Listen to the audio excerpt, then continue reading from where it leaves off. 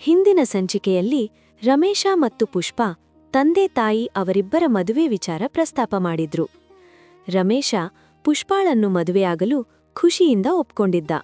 ಆದ್ರೆ ಪುಷ್ಪ ಮದುವೆ ವಿಚಾರ ಕೇಳಿ ಗೊಂದಲಕ್ಕೆ ಒಳಗಾಗಿದ್ದಳು.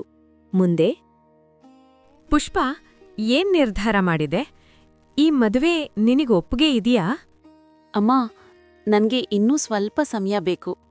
ನಾನ್ ನಿರ್ಧಾರ ಮಾಡಿದ್ಮೇಲೆ ನಾನೇ ನಿಮ್ಮ ಬಳಿ ಬಂದು ವಿಷಯ ತಿಳಿಸ್ತೇನೆ. ಅಲ್ಲಿವರೆಗೂ ನನ್ನನ್ನು ಏನೂ ಪ್ರಶ್ನೆ ಮಾಡಬೇಡಿ. ಅಲ್ಲ ಪುಷ್ಪ, ಅದು ನಾನ್ ಹೇಳೋದ್ ಕೇಳು. ನೋಡು, ಅವಳನ್ನು ಅವಳ ಪಾಡಿಗೆ ಬಿಡು. ಅವಳಿಗೆ ಬಲವಂತ ಮಾಡಬೇಡ. ಇದು ಅವಳ ಭವಿಷ್ಯದ ಪ್ರಶ್ನೆ. ಪುಷ್ಪ, ಆತುರ ಏನೂ ಇಲ್ಲ. ನೀನು ನಿಧಾನವಾಗಿ ಯೋಚಿಸಿ ತಿಳಿಸು ಎಂದು ಪುಷ್ಪ ತಂದೆ ಹೇಳುತ್ತಾರೆ. ಅಪ್ಪ, ಇಂದು ಕಾಲೇಜಿಗೆ ನೀವೇ ನನ್ನನ್ನು ಬಿಡಿ ಎಂದು ತಂದೆಯೊಡನೆ ಕಾಲೇಜಿಗೆ ಹೋಗುತ್ತಾಳೆ. ಆಂಟಿ, ಪುಷ್ಪ ಎಲ್ಲಿ? ಓ ರಮೇಶ್, ಬಾರಪ್ಪ ಒಳ್ಗೆ. ಪುಷ್ಪ ಇಷ್ಟೊತ್ತಾದ್ರೂ ಬರ್ಲಿಲ್ಲ ಅಂತ ನಾನೇ ಬಂದೆ. ಕಾಲೇಜಿಗೆ ತಡ ಆಗ್ತಿದೆ. ಅವ್ರನ್ನ ಕರೀತೀರಾ? ಇಲ್ಲ ರಮೇಶ್, ಅವಳು ಇಂದು ಅವಳ ತಂದೆ ಜೊತೆ ಕಾಲೇಜಿಗೆ ಹೋದಳು. ಓ ಹೌದಾ? ಸರಿ ಆಂಟಿ, ನಾನು ಅವರು ಮನೆಯಲ್ಲೇ ಇದ್ದಾರೇನೋ ಅಂತ ಬಂದೆ. ನಾನಿನ್ನು ಬರ್ತೇನೆ ಎಂದು ಹೇಳಿ ರಮೇಶ ಅಲ್ಲಿಂದ ಹೋಗುತ್ತಾನೆ. ರಮೇಶನಿಗೆ ಪುಷ್ಪ ಮದುವೆ ವಿಚಾರ ಕೇಳಿ ತನ್ನ ಬಗ್ಗೆ ಏನೋ ತಿಳಿದುಕೊಂಡಿದ್ದಾಳೋ ಏನೋ ಎಂದು ಚಿಂತಿಸಲು ಶುರು ಮಾಡುತ್ತಾನೆ. ಪುಷ್ಪ, ನಾನು ಸಂಜೆ ಬರಲು ಆಗುವುದಿಲ್ಲ. ನೀನು ಹುಷಾರಾಗಿ ಮನೆಗೆ ಹೋಗು.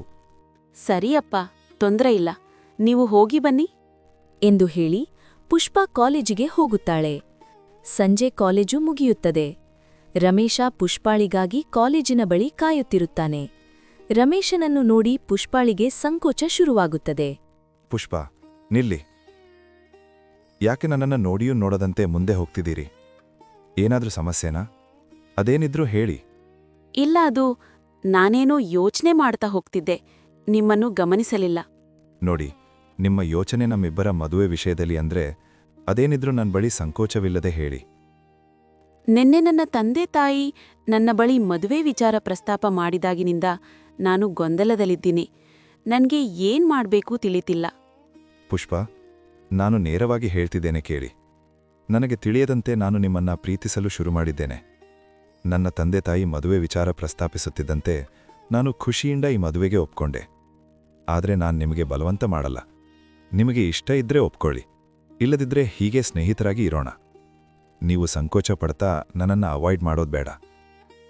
ಏನ್ ಹೇಳ್ತಿದ್ದೀರಾ ನೀವು? ನನ್ನನ್ನು ಪ್ರೀತಿಸುತ್ತಿದ್ದೀರಾ? ಹೌದು ಪುಷ್ಪ, ಆದ್ರೆ ಅದನ್ನ ನಿಮ್ಮ ಬಳಿ ಹೇಳಲು ನನಗೆ ಧೈರ್ಯ ಸಾಲ್ತಿರ್ಲಿಲ್ಲ. ರಮೇಶನ ಮಾತುಗಳನ್ನು ಕೇಳಿ ಪುಷ್ಪ ಒಂದು ನಿರ್ಧಾರಕ್ಕೆ ಬರುತ್ತಾಳೆ. ಅಂದು ರಾತ್ರಿ ಅಪ್ಪ ಅಮ್ಮ, ನಾನೀ ಮದುವೆಗೆ ಒಪ್ಪಿದ್ದೇನೆ. ಏನ್ ಹೇಳ್ತಿದ್ಯಾ ಪುಷ್ಪ? ಅಯ್ಯೋ, ನನಗಂತೂ ಖುಷಿಯಲ್ಲಿ ಏನ್ ಹೇಳ್ಬೇಕು ತಿಳಿತಿಲ್ಲ. ಒಳ್ಳೆ ನಿರ್ಧಾರ ಮಗಳೇ. ನಾವು ಇಂದೇ ರಮೇಶ್ ಅವರ ತಂದೆ ತಾಯಿಗೆ ಈ ವಿಷಯ ತಿಳಿಸುತ್ತೇವೆ ಎಂದು ಪುಷ್ಪನ ತಂದೆ ಹೇಳುತ್ತಾರೆ. ಮತ್ತು ಪುಷ್ಪ ಮದುವೆಗೆ ಒಪ್ಪಿರುವ ವಿಷಯ ತಿಳಿಸಲು ರಮೇಶನ ಮನೆಗೆ ಹೋಗುತ್ತಾರೆ. ಓ, ಬನ್ನಿ ಒಳಗೆ. ಒಂದು ಮುಖ್ಯವಾದ ವಿಷಯ ತಿಳಿಸಲು ನಾವು ಬಂದೆವು. ನಿಮಗೆ ತೊಂದರೆಯಾಗಿದ್ದರೆ ಕ್ಷಮಿಸಿ. ಅಯ್ಯೋ, ಏನ್ ಹೇಳ್ತಿದ್ದೀರಿ? ಇದು ಕೂಡ ನಿಮ್ಮ ಮನೇನೆ. ನೀವು ಯಾವಾಗ ಬೇಕಾದ್ರೂ ಬನ್ನಿ, ನಮಗೆ ಏನೂ ತೊಂದರೆ ಇಲ್ಲ. ನನ್ನ ಮಗಳೂ ಕೂಡ ಈ ಮದುವೆಗೆ ಒಪ್ಪಿದ್ದಾಳೆ. ಈಗ ತಾನೇ ಅವಳ ನಿರ್ಧಾರ ತಿಳಿಸಿದಳು.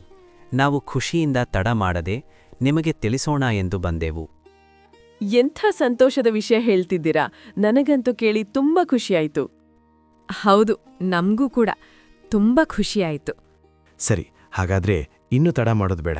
ಆದಷ್ಟು ಬೇಗ ಅವರ ಮದುವೆ ಮಾಡೋಣ ಎಂದು ರಮೇಶನ ತಂದೆ ಹೇಳುತ್ತಾರೆ. ಮದುವೆ ವಿಷಯ ಕೇಳಿ ರಮೇಶನ ಮುಖ ಅರಳುತ್ತದೆ. ಮನೆಯವರೆಲ್ಲ ಮದುವೆ ತಯಾರಿ ಶುರು ಮಾಡುತ್ತಾರೆ. ಮಾರನೆಯ ದಿನ ಪುಷ್ಪ ಕಾಲೇಜಿಗೆ ರೆಡಿಯಾಗಿ ರಮೇಶನೊಂದಿಗೆ ಎಂದಿನಂತೆ ನಡೆದುಕೊಂಡು ಹೋಗುತ್ತಾಳೆ. ನೀವು ಮದುವೆಗೆ ಒಪ್ಕೊಂಡಿದ್ದು ನನಗೆ ತುಂಬಾ ಖುಷಿಯಾಯಿತು. ನೀವು ನನ್ನನ್ನು ಪ್ರೀತಿಸುತ್ತಿದ್ದೀರಾ ಎಂದು ತಿಳಿದ ಮೇಲೆ ನನಗೆ ಬೇಡ ಅನ್ನಲು ಮನಸ್ಸಾಗಲಿಲ್ಲ. ನನಗೂ ನಿಮ್ಮ ಮೇಲೆ ಪ್ರೀತಿ ಶುರುವಾಯಿತು. ಓ ಹೌದಾ? ನೀವು ನನ್ನ ಪ್ರೀತಿಸ್ತಿದ್ದೀರಾ? ಮತ್ತೆ ಪ್ರೀತಿ ಇಲ್ಲದೆ ಈ ಮದುವೆಗೆ ಒಪ್ಪಿದ್ದೀನಾ ಎಂದು ಇಬ್ಬರೂ ಮಾತನಾಡುತ್ತಾ ಸಾಗುತ್ತಿರುವಾಗ ಆ ಪಾಳು ಬಿದ್ದಿರುವ ಬಂಗಲೆ ಬರುತ್ತದೆ. ನಿಮ್ಮನ್ನು ಒಂದು ಮಾತು ಕೇಳಲಾ? ಕೇಳಿ, ಅದೇನು? ನನಗೆ ಈ ಬಂಗಲೆ ಬಂದಾಗಿಲ್ಲ ಅದರೊಳಗೆ ಹೋಗಿ ನೋಡಬೇಕು ಎಂಬ ಕುತೂಹಲ ಜಾಸ್ತಿ ಆಗುತ್ತಿದೆ. ನೀವು ನನ್ನನ್ನು ಆ ಬಂಗ್ಲೆಯೊಳಗೆ ಕರೆದುಕೊಂಡು ಹೋಗ್ತೀರಾ? ಪುಷ್ಪ ಏನ್ ಹೇಳ್ತಿದ್ದೀರಾ ನೀವು? ನಾನು ಮೊದಲೇ ಹೇಳಿಲ್ವಾ ಅದು ಅಪಾಯ ಅಂತ? ಅಷ್ಟು ಹೇಳಿದ್ಮೇಲೂ ನೀವು ಈ ವಿಷಯ ಬಿಡ್ತಿಲ್ವಲ್ಲ? ನನಗಾಗಿ ನಿಮಗೆ ಅಷ್ಟು ಮಾಡಲು ಆಗುವುದಿಲ್ಲವೇ? ಸರಿ ಬಿಡಿ, ಪರವಾಗಿಲ್ಲ. ಅದು ಹಾಗಲ್ಲ ಪುಷ್ಪ. ನಾನ್ ಹೇಳೋದು ಸ್ವಲ್ಪ ಅರ್ಥ ಮಾಡ್ಕೊಳ್ಳಿ. ಸರಿ ಬಿಡಿ, ನೀವು ಬರದಿದ್ದರೆ ನಾನೇ ಇಂದು ಸಂಜೆ ಹೋಗುತ್ತೇನೆ. ನನಗೆ ಕುತೂಹಲ ತಡೆಯಲು ಆಗುತ್ತಿಲ್ಲ. ಎಂದು ಪುಷ್ಪ ಹಠ ಹಿಡಿಯುತ್ತಾಳೆ. ಕೊನೆಗೆ ದಾರಿ ತೋಚದೆ ಎಲ್ಲಿ ಪುಷ್ಪ ಒಬ್ಬಳೇ ಹೋಗಿಬಿಡುತ್ತಾಳೋ ಎಂದು ಯೋಚಿಸಿ ರಮೇಶ ಪುಷ್ಪಾಳನ್ನು ಆ ಬಂಗಲೆ ಒಳಗೆ ಸಂಜೆ ಕರೆದುಕೊಂಡು ಹೋಗುವುದಾಗಿ ಹೇಳುತ್ತಾನೆ.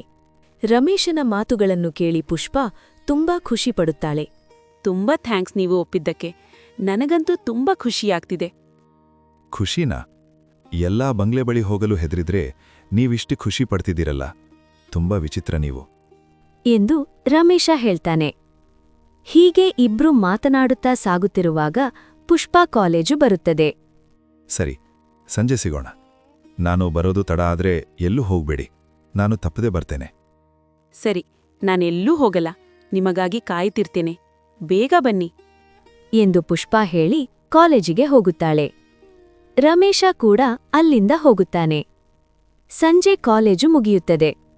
ಪುಷ್ಪ ರಮೇಶನಿಗಾಗಿ ಕಾಯುತ್ತಿರುತ್ತಾಳೆ. ರಮೇಶ ಬರುತ್ತಾನೆ. ಇಬ್ಬರೂ ಮನೆ ಕಡೆಗೆ ಬರುತ್ತಾರೆ. ನೋಡಿ, ನಾನೀಗ್ಲೂ ಹೇಳ್ತಿದ್ದೀನಿ, ಆ ಮನೆಯೊಳಗೆ ಹೋಗೋ ವಿಷಯನ ಬಿಡಿ. ಇಲ್ಲ, ನಾನು ಹೋಗಲೇಬೇಕು. ನೀವು ನನಗೆ ಮಾತು ಕೊಟ್ಟಿದ್ದೀರಿ. ಅದನ್ನು ತಪ್ಪು ಅಂತಿಲ್ಲ. ಸರಿ, ಬನ್ನಿ. ನಿಮ್ಗೆ ಹೇಳಲು ನನ್ನಿಂದ ಸಾಧ್ಯವಿಲ್ಲ. ಎಂದು ರಮೇಶ ಹೇಳ್ತಾನೆ. ಆ ಪಾಳು ಬಿದ್ದಿರುವ ಬಂಗಲೆ ಬರುತ್ತದೆ. ಇಬ್ಬರೂ ಅದರ ಬಳಿ ಹೋಗುತ್ತಾರೆ. ಯಾಕೆ ಇಲ್ಲೇ ನಿಂತುಬಿಟ್ಟಿದ್ದೀರಿ? ಬನ್ನಿ. ಸರಿ, ನಾನು ಮುಂದೆ ಹೋಗ್ತೇನೆ. ನೀವು ನನ್ನ ಹಿಂದೆ ಬನ್ನಿ. ಎಂದು ಹೇಳಿ ರಮೇಶ ಮುಂದೆ ಹೋಗುತ್ತಾನೆ. ಮನೆಯ ಬಾಗಿಲು ತೆರೆದಿರುತ್ತದೆ. ಇಬ್ಬರೂ ಒಳಗೆ ಹೋಗುತ್ತಾರೆ. ಯಾರೂ ಈ ಮನೆ ಬಳಿ ಬರಲ್ಲ. ಇದು ಭೂತ ಬಂಗಲೆ ಅನ್ರಿ. ನೋಡಿದ್ರೆ ಈ ಬಾಗಿಲು ತೆರೆದೇ ಇದೆ. ಶ್, ಸುಮ್ನಿರಿ. ಜಾಸ್ತಿ ಶಬ್ದ ಮಾಡಬೇಡಿ. ಅಯ್ಯೋ, ನೀವೇಕೆ ಇಷ್ಟೊಂದು ಹೆದರುತ್ತೀರಿ? ಧೈರ್ಯವಾಗಿರಿ, ನಾನಿದ್ದೀನಿ. ನಿಮ್ಮತ್ರ ಮಾತಾಡೋದು ಕಷ್ಟ. ಸರಿ, ಬನ್ನಿ. ಈಗ ನೋಡಿ ಆಯ್ತಲ್ಲ, ಇಲ್ಲಿಂದ ಬೇಗ ಹೋಗೋಣ. ಅಯ್ಯೋ, ಬನ್ನಿ. ಮೇಲೆ ಏನಿದೆ ನೋಡೋಣ. ಇನ್ನು ಮೇಲೆ ಹೋಗ್ಬೇಕಾ? ಅಯ್ಯೋ, ಏನದು? ಅದೊಂದು ಬೆಕ್ಕು ಅಷ್ಟೇ. ನೋಡಿ, ಅದು ಎಷ್ಟು ಧೈರ್ಯವಾಗಿ ಇದೆ. ನೀವು ನೋಡಿದ್ರೆ ಹೀಗೆ ಹೆದರುತ್ತಿದ್ದೀರಿ. ಅದು ನಿಜವಾದ ಬೆಕ್ಕೋ ಇಲ್ಲ ಭೂತನೋ ಯಾರಿಗೊತ್ತು. ಬನ್ನಿ ಪುಷ್ಪ, ಹೋಗೋಣ. ನೀವು ಸ್ವಲ್ಪ ಸುಮ್ಮನಿರ್ತೀರಾ? ಅದು ಮಾಮೂಲಿ ಬೆಕ್ಕು ಅಷ್ಟೇ. ಅದೇನು ಮಾಡಲ್ಲ. ಯಾವ ಭೂತನೂ ಇಲ್ಲ, ಏನೂ ಇಲ್ಲ. ಇದು ಬರೀ ಪಾಳು ಬಿದ್ದಿರುವ ಬಂಗ್ಲೆ ಅಷ್ಟೇ. ನೀವೀ ಬೆಕ್ಕಿನ ಶಬ್ದನೇ ಕೇಳಿ ಹೆದರ್ಕೊಂಡಿದ್ರಿ ಅನ್ಸುತ್ತೆ ಮುಂಚೆ. ನಾನು ಪೂರ್ತಿ ಮನೆ ನೋಡದೆ ಬರೋದಿಲ್ಲ. ನೀವು ಬೇಕಿದ್ರೆ ಹೋಗಿ. ಇದೊಳ್ಳೆ ಸರಿ ಹೋಯ್ತಲ್ಲ. ನಿಮ್ಮನ್ ಬಿಟ್ಟು ನಾನು ಹೇಗೆ ಹೋಗಲು ಸಾಧ್ಯ? ಎಂದು ರಮೇಶ ಹೇಳ್ತಾನೆ. ಪುಷ್ಪ ರಮೇಶ ಎಷ್ಟೇ ಹೇಳಿದರೂ ಅವನ ಮಾತು ಕೇಳುವುದಿಲ್ಲ. ಮೇಲೆ ಹೋಗಿ ನೋಡಲೇಬೇಕು ಎಂದು ಹಠ ಹಿಡಿಯುತ್ತಾಳೆ. ಮುಂದೆ ಏನಾಗುತ್ತೆ? ಪುಷ್ಪ ಮತ್ತು ರಮೇಶನಿಗೆ ಆ ಮನೆಯಲ್ಲಿ ಏನಾದರೂ ಅಪಾಯ ಕಾದಿದೆಯಾ? ನೋಡಿ ನೆಕ್ಸ್ಟ್ ಎಪಿಸೋಡ್ನಲ್ಲಿ. ಸಬ್ಸ್ಕ್ರೈಬ್ ಮಾಡೋದನ್ನ ಮರಿಬೇಡಿ. ಎಪಿಸೋಡ್ ಮಿಸ್ ಮಾಡ್ಕೋಬೇಡಿ.